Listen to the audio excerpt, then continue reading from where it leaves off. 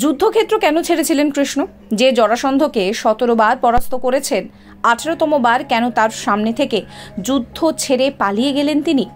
তবে কি এর নেপথ্যে অন্য কোনো কারণ রয়েছে?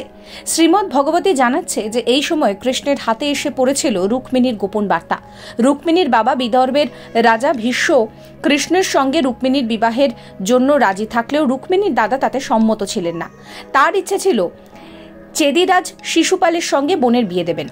সেই মতো বিয়ে ঠিক হলে রুক্মিণী গোপনে দূত পাঠান কৃষ্ণর কাছে, যাতে কৃষ্ণ এসে বলপূর্বক অপহরণ করে উদ্ধার করেন। এই সংবাদ যখন কৃষ্ণের কাছে পৌঁছায় তখন তিনি আকুল হয়ে ওঠেন রুক্মিণীর প্রতি।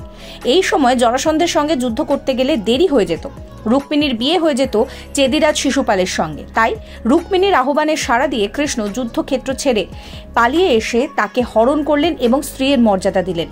ভক্তের ডাকে সাড়া দিয়ে ভগবান নিজের ওপর অখ্যাতির গ্লানি টেনে নিলেন।